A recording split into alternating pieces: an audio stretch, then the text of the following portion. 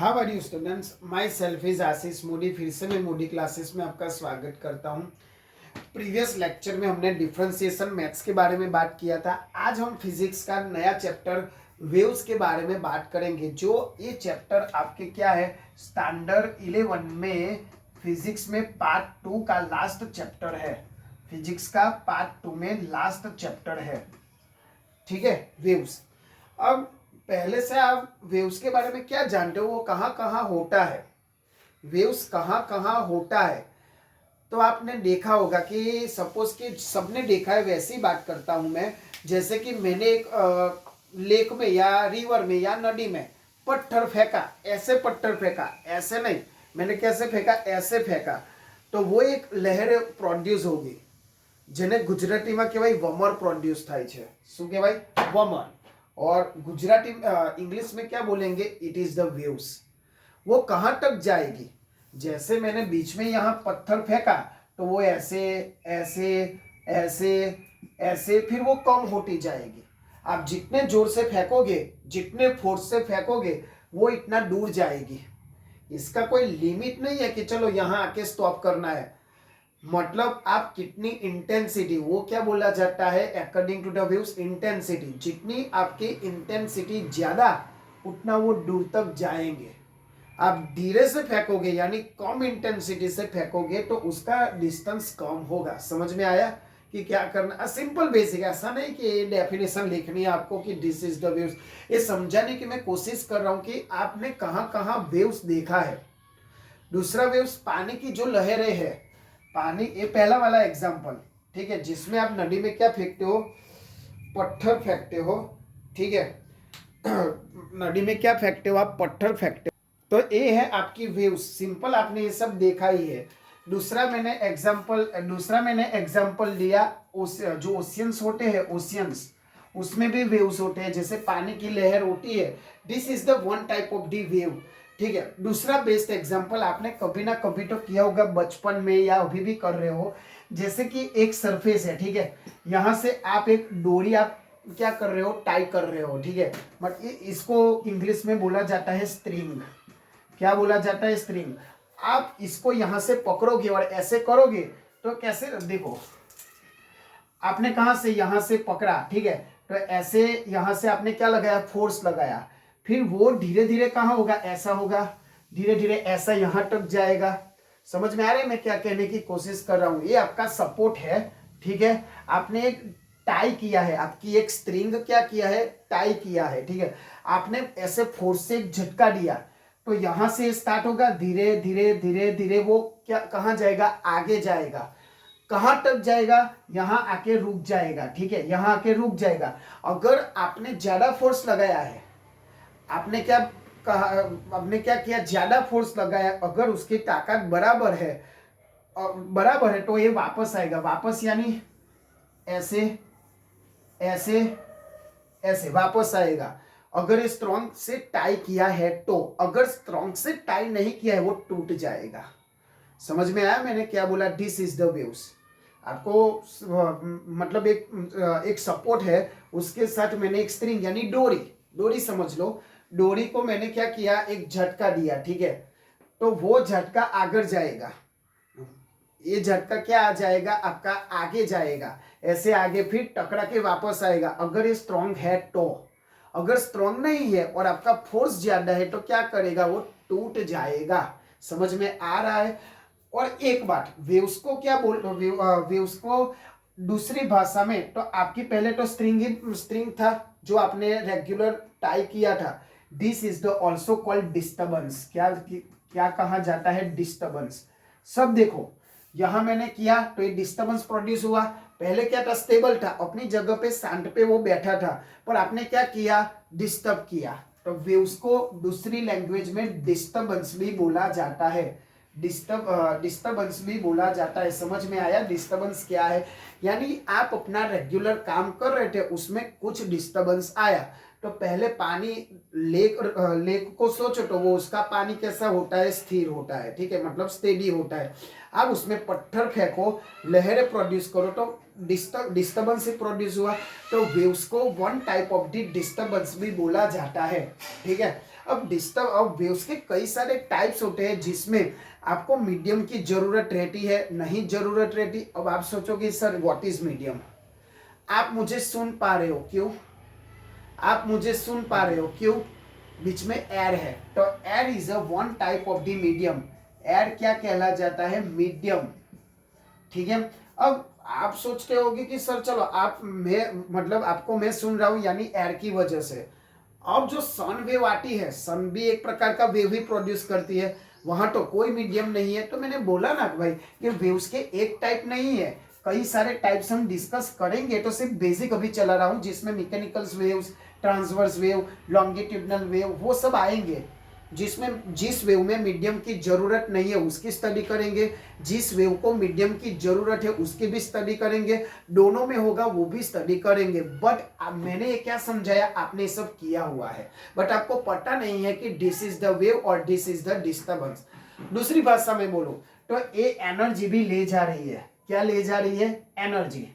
Energy का क्या हो रही है, एनर्जी को रिप्लेसमेंट, एक एनर्जी डिस्प्लेसमेंट भी बोल सकते हैं उसको। देखो कितने नाम आए उसके, एनर्जी डिस्प्लेसमेंट भी बोल सकते हैं। तो पहला नाम आपका क्या मिला, पहला तो ओरिजिनल ओरिजिनल जो वेव है वे, दूसरा डिस्टर्बेंस, दूसरा वेव वो क्या एनर्जी डिस्प्लेसमेंट हो रहा है, एनर्जी डिस्प्लेसमेंट, उसको भी मैं क्या बोलूंगा, वेव्स बोलूंगा। समझ में आया, तो आई थिंक आपको ये समझ में आ गया होगा कि व्हाट इज वेव। तो it is the one type of the disturbance, ऐसा भी लिख सकते हो, आपकी बुक में कोई भी डेफिनेशन हो। बट मेरे पास जो बुक है उसमें क्या है भाई कि waves is the type of the oscillation travel to the space and matter. वही है कि वो क्या है, ट्रैवल कर रही है जो स्पेस एंड मैटर को जरूर। तो यहाँ आप वैक्यूम में थोड़ी करोगे, स्पेस एंड मैटर में ही करोगे, यानी एनवायरमेंट में भी करोगे। And it is the transfer of the energy. तो मैंने यही बोला कि एनर्जी डिस्प्लेसमेंट हो रही है। देखो भाई इंजीनियरिंग और स्टैंडर्ड 10, 9, 10 अलग था। स्टैंडर्ड 9, 10 में आप बुक का परफेक्ट टू परफेक्ट डिक्टो डिटा छापते थे, ठीक है, ऐसा नहीं है। इंजीनियरिंग में आपकी लैंग्वेज में लिखना है बट उसके रिलेटेड लिखना है। अब वेव्स का पूछे और आप कोई अलग ही स्ट्रेस स्ट्रेन वाला मतलब अलग ही यूनिट एंड मेजरमेंट का लिख के आओ उसमें, वो नहीं चलेगा कि waves is the measurement, wave is the 7 units, ऐसा नहीं चलेगा। ठीक है, जिसके रिलेटेड है, जैसे कि wave is the one type of the disturbance, ऐसे भी लिख सकते हो waves is the energy displacement, because वो डिस्टर्बेंस को आगे ले जा रहा है। जितना आप फोर्स से लगाओगे वो इतना आगे जाएगा, और जब एक कंडीशन ऐसे आएगी कि वो रुक जाएगा। ठीक है, तो this is the basic of the waves. उसमें ट्रांसवर्स वेव, लॉन्गिट्यूडनल वेव्स वो सब आएंगे। ठीक है, जिसमें कई सारे टाइप भी है। तो ये हमारा बेसिक पार्ट था, उसको कैसे लिखना है, क्या लिखना है, तो उसके डेफिनेशन मैंने बोला कि वेव इज अ क्या है भाई, one type of the disturbance. Wave is a one type of disturbance. ગુજરાતીમાં શું કહેશો ભાઈ, તરંગ એક પ્રકારનો wave is a one type of disturbance. તરંગ એક પ્રકારનો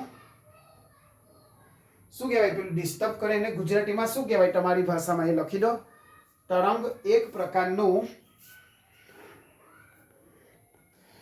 ચલો શું લખશો, તરંગ એક પ્રકારનો શું છે, માધ્યમમાં રૂકાવટ કરનારી બાબત છે, આવું લખશો તો પણ ચાલશે, કરનારી બાબત છે। ने डिस्टर्ब इंग्लिश में क्या लिखा, wave is a one type of the disturbance. दूसरा लिखो वेव एनर्जी, तरंग ऊर्जा। ગુજરાતીમાં શું કહેવાય છે, તરંગ ઊર્જા। ગુજરાતીમાં કહેવાશે તરંગ ઊર્જા અને इंग्लिशમાં वेव एनर्जी। लिखा आपने वेव एनर्जी, और तो लिखो the wave is transfer the energy, wave is a transfer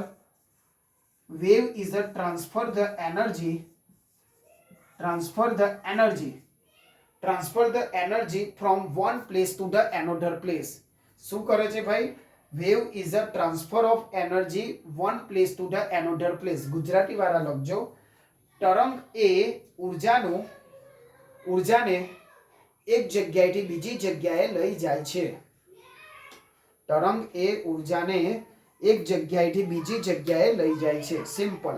આ બે ડેફિનેશન આ રીતના તમને જે રીતના સમજ પડી છે એ રીતના યાદ રાખવાની છે. એવું નહીં कि आ चौपड़ी में आ भाई इंजीनियरिंग में थाउजेंड्स ऑफ द ऑथर होंगे, अलग अलग ऑथर अलग अलग लैंग्वेज यूज करेंगे, बट कॉन्सेप्ट एक ही है आपका. ठीक है, तो वो आप याद रखना कि सर इस बुक में तो ऐसा है, इस बुक में तो ऐसा है. ठीक है, तो आई थिंक आपने मेरे साथ ही लिख लिया होगा. ठीक है, नहीं लिखा है तो वीडियो पोस्ट करके लिख सकते हो. चलो, अब सिंपल आपके सिलेबस में वेव्स ना હવે ટાઇટલ મારો વેવ તરંગના પ્રકારો, types of the wave, types of the wave, types of the wave, types of wave, તરંગના પ્રકારો, टाइप्स ऑफ दी वेव. अब टाइप्स ऑफ दी वेव वैसे तो कई तरह के टाइप है, बट आपके सिलेबस में दो तरह के टाइप है. क्या है भाई? पहले मैं इंग्लिश में लिखूंगा, उसके बाद गुजराती में. तो टाइप्स ऑफ दी वेव में एक तो longitudinal wave, longitudinal wave, longitudinal wave, और दूसरा ट्रांसवर्स वेव, ट्रांसवर्स वेव. समझ में आया? और गुजराती में कहवाय तो लंबघट तरंगो, लंबघट तरंग, और बीजू कहवाय तमारू संगत तरंग. समझ में आया? गुजराती में पण मैं सीखवाडू छू, इंग्लिश में भी, जेथी गुजराती वाला स्टूडेंट्स ने तकलीफ ना पड़े. समझ में आया? लॉन्गिट्यूडनल एंड ट्रांसवर्स लो. ठीक है, तो आ बे प्रकार छे. हवे डिटेल में आपणे लॉन्गिट्यूडनल जेने शुं कहीशुं, लंबघट तरंगो, लंबघट तरंग, अने बीजું શું છે તમારું સંગત तरंग. हम इसके क्या करेंगे, डिफरेंस ही देखेंगे, ताकि आप इंडिविजुअल भी लिख सको कि explain about the longitudinal waves, वो भी लिख सकोगे, explain about the transverse wave वो भी लिख पाओगे, और डिफरेंस पूछे. ज्यादातर जीक्यू में डिफरेंस 3 मार्क में पूछा गया है, difference between longitudinal waves and the transverse wave. तो आप लिख पाओगे तीनों तीन, यानी 3 in 1 एक ही टाइम में हो जाएगा. ठीक है ना? समझ में आया? तो इसके बारे में हम डिटेल में अगले चैप्टर में देखेंगे. ठीक है, बट ये ओनली बेसिक था कि व्हाट इज वेव, वेव क्या क्या ले जा रहा है, लॉन्गिट्यूडनल वेव्स. इसमें कई सारे पॉइंट है, क्योंकि पूरी थियरी यहाँ समझाऊंगा, एक के बदले एक, यानी दोनों के बीच में क्या डिफरेंस है वो भी समझ में आपको आ जाएगा. अगर मैं अलग अलग करवाऊं तो टाइम भी थोड़ा, लंबघट तरंग का, फिर संगत तरंग का, फिर दोनों का डिफरेंस, तो एक लेक्चर तो ऐसे ही चला जाएगा. बट हमें क्या करना है, कम टाइम में ज्यादा कवर हो, ऐसी मैं ट्रिक कराता हूँ हर वक्त. तो वही है यहाँ कि आप एक ही साथ डिफरेंस कर लो, ताकि ये अलग पूछे वो भी आ जाए, ये अलग पूछे तो भी आ जाए, और दोनों का डिफरेंस पूछे तो ही आ जाए. तो ठीक है, तो यहाँ तक मैंने जो types of the wave maths का करवाया, फिजिक्स का करवाया, वो रिवाइज कर लेना, और अपने दोस्तों तक ये लिंक पहुंचाओ, ताकि उनका भी रिवाइज हो सके. तो हर बार की तरह आप ऐसा काम करो कि दुनिया करना चाहे आपके जैसा. जय हिंद, जय भारत.